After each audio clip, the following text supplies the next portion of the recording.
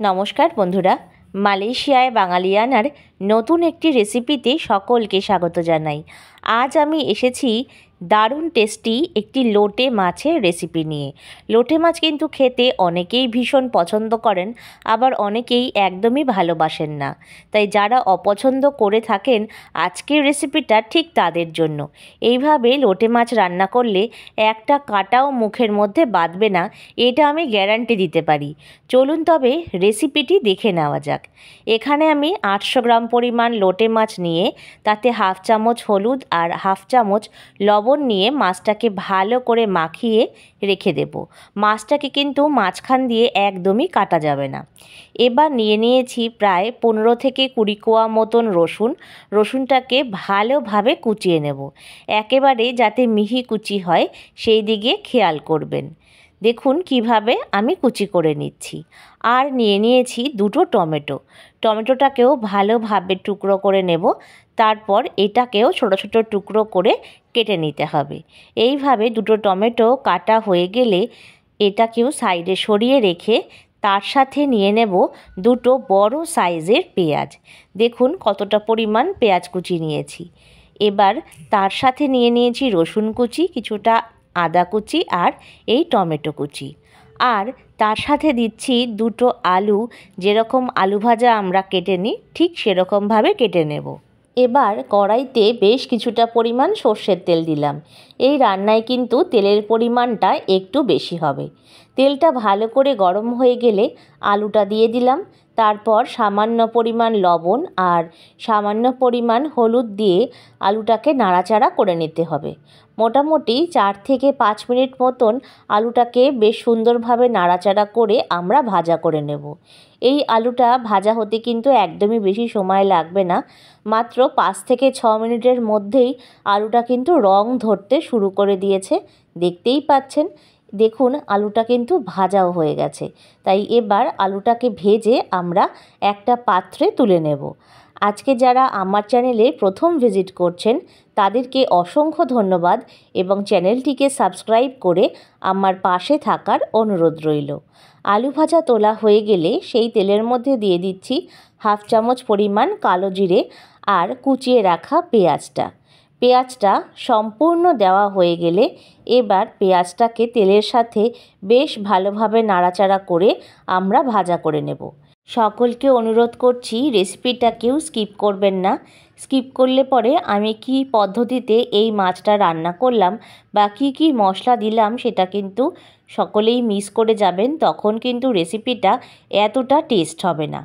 পেঁয়াজটা নরম করে ভাজা হয়ে গেলে এরপরে দিচ্ছি রসুন কুচিটা দেওয়া হয়ে গেলে একবার ভালোভাবে পেঁয়াজের সাথে রসুনটাকে নাড়িয়ে চাড়িয়ে মিলিয়ে মিশিয়ে নেব। অবশ্যই কিন্তু গ্যাসের ফ্লেমটাকে মিডিয়ামে রেখে পেঁয়াজ আর রসুনটা বেশ ভালোভাবে নাড়াচাড়া করে নিতে হবে। 1 থেকে 2 মিনিট মতন পেঁয়াজ রসুনটা ভাজা করে নিয়ে এবার টমেটো কুচিটা দিয়ে দিতে হবে।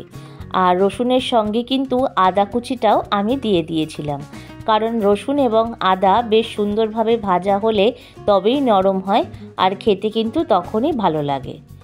এবার টমেটোটা নরম হওয়া শুরু করলে 4-5টা মতন কাঁচা পাকা লঙ্কা ভেঙে আর কিছুটা গোটা আমি দিয়ে দিচ্ছি। এবার ভালোভাবে নাড়িয়ে চাড়িয়ে আরও একবার মিলিয়ে মিশিয়ে নেব। 1-2 মিনিটের মধ্যে টমেটো গলতে শুরু করে দেবে।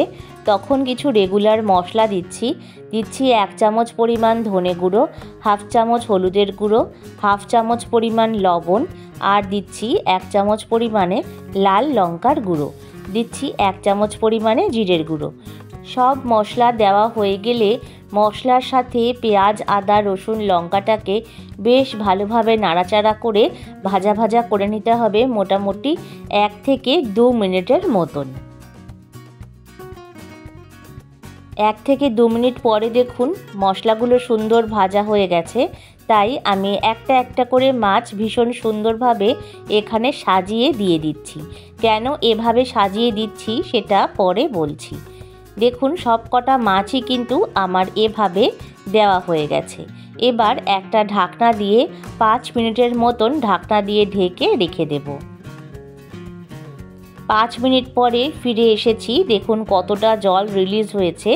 এবার একটা চামচ নিয়ে নিয়েছি, তার পেছনের সাইড দিয়ে দেখুন মাছটাকে বেশ ভালোভাবে কিন্তু কাঁটার থেকে সাইড দিয়ে আমি সরিয়ে সরিয়ে দিচ্ছি। এইভাবে কিন্তু মাছের কাঁটাটা আমরা সম্পূর্ণ বের করে নেব। দেখুন কত সুন্দর মাছের থেকে কাঁটাটা আলাদা হয়ে আসলো। এইভাবে মাছের থেকে কাঁটাটা বের করে নিলে পরে কিন্তু মুখে একদমই কাঁটাটা পড়ে না। এইভাবে সম্পূর্ণ মাছের থেকে কাঁটাটা আমরা বের করে নেব। আর এটা করতে মোটামুটি 10-15 মিনিট সময় লাগবে। চাইলে এই সময় গ্যাসের ফ্লেমটা আপনারা অফও করে নিতে পারেন বা একেবারে কমিয়ে নিতে পারেন। দেখুন কতগুলো কাঁটা কিন্তু এর মাধ্যমে বেরিয়ে গেছে। এইভাবে জলটা শুকানোর জন্য মোটামুটি 3 থেকে 4 মিনিট মতন ভালোভাবে নাড়িয়ে চাড়িয়ে গ্যাসের ফ্লেমটাকে লো করে রেখে দিতে হবে। দেখুন 5 মিনিট পরে জলটা অনেকটা শুকিয়েছে। এই সময় আমি আলু ভাজাটা দিয়ে দিলাম। এই সময় আলু ভাজাটা দিলে যে এক্সট্রা জলীয় ভাবটা এই মাছের মধ্যে থাকে সেটা আলুর মধ্যে কিন্তু একেবারেই শুকিয়ে যায়। তাই আলু দেওয়ার সঙ্গে সঙ্গেই দেখুন কতটা শুকিয়ে এসেছে জলটা। এবার দিচ্ছি সামান্য পরিমাণ গরম মশলার গুঁড়ো। অবশ্যই কিন্তু গ্যাসের ফ্লেমটা কমিয়ে নেবেন। আরও একটা কথা, কাটা বাছার সময় অবশ্যই গ্যাসের ফ্লেমটা একেবারেই কমিয়ে নেবেন, না হলে কিন্তু হাতে তাপ লাগতে পারে বা ছুরি বা খুন্তির মাধ্যমেও এটা করে নিতে পারেন। এইভাবে মশলার সাথে ভালোভাবে নাড়িয়ে চাড়িয়ে মিলিয়ে মিশিয়ে নিয়ে দিয়ে দিচ্ছি বেশ কিছুটা পরিমাণ ধনেপাতা কুচি। তারপর ধনেপাতাটা দেওয়া হয়ে গেলে আরও একবার এর সাথে ভালোভাবে নাড়িয়ে চাড়িয়ে মিলিয়ে মিশিয়ে নেব এবং আরও কিছুটা জল কিন্তু শুকিয়ে নিতে হবে। আমার পরিবারে লোটে মাছের ঝুড়ি একটু শুকনো শুকনো হলেই খেতে সবাই পছন্দ করে, তাই আমি বেশ কিছুক্ষণ ধরে ভালোভাবে কিন্তু নাড়িয়ে চাড়িয়ে জলটা একদম শুকিয়ে নিয়েছি। আমাদের কিন্তু লোটে মাছের ঝুড়ি একেবারে রেডি। চলুন তবে একটা পাত্রে এবার পরিবেশন করে নিই। দেখুন কত সুন্দর দেখতে হয়েছে আর খেতেও কিন্তু অপূর্ব স্বাদ হয়েছিল। তাই যারা লোটে মাছ খেতে একেবারেই অপছন্দ করে থাকেন তারা একবার এইভাবে ঠিক এই রকম প্রসেসে বাড়িতে বানিয়ে দেখুন, তারপর জানাবেন কেমন লাগলো। গরম ভাতের সাথে কিন্তু খেতে অসাধারণ লাগে। আশা করছি আজকের রেসিপিটা ভালো লেগেছে। ভালো লেগে থাকলে লাইক, শেয়ার, কমেন্টস করবেন আর নতুন বন্ধুরা চ্যানেলটিকে সাবস্ক্রাইব করে আমার পাশে থাকবেন। প্রত্যেকে ভালো থাকবেন, সুস্থ থাকবেন। আমি পিয়ালি আসছি পরবর্তী নতুন ভিডিও নিয়ে।